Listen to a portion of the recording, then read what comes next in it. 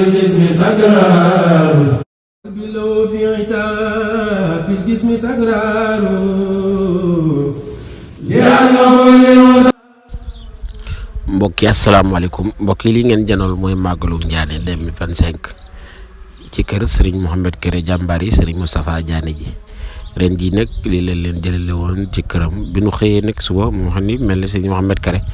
daf ci amoon ngan daf ci amoon am tudd boole ko ak màggalu Ndiané gi jàmbaar ji ngeen seen noonu mooy Serigne Moustapha Diané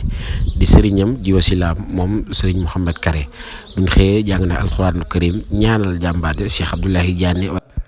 ñu fas yéene leen digtal nag mooy image yu am solo yoo xam ne jëlee nañ ko ci kër sëñ Mohamed Kéré jàmbaar yi sëñ Moustapha Diané ji waaye jàmbaar yi Cheikh Abdoulahi Diané ji mu mel ni am nañ ci ay reportage yu am solo ci seen bi di Gueweul Noble TV ngir màggalu Ndiané kër sëñ Mohamed Kéré kooku ngeen seen mooy sëriñ Moustapha Diané di wasilaam ñu ànd ak yéen digtal leen ko waaye incha allahu rabbi dina leen indil mooy ziar bu am solo bi nga xamante ni sëriñ Mohamed Kéré ànd na ko ak taalibe yi defar ay xéewal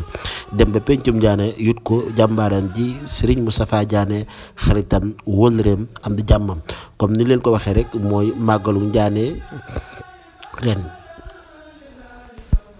bu leen taaxeerloo ñu indi leen lii di wàccaayu ziar bi nga xam ne amaloon nañ ko ci kër Cheikh Mouhamadou Kéré ànd ak taalibe yi togg xéewal yi ba mu baax ñu yóbbul ko Serigne Moustapha Diané ca pencum Ndiané waaye ginnaaw bu jàllee rek dina leen indil bëccëg gi ci kër Serigne Mohamed Kéré ngir xéewal yi gis reportage bu am solo bi nga xam ne jëwriñu waañ ñi def na ko jëwriñu baas bi def na ko ak mboolem organisation bépp rek di leen wax ne lii leen seen bii di Gueweul Noble TV indil ci première pàcc bi ci kër Serigne Mohamed Kéré ni leen ko waxee rek di ñaanal bu baax Serigne Moustapha Diané yàlla ko yàlla saa borom yàggal ci wér kon mbokk yi taaxal lañu indi leen yu am solo.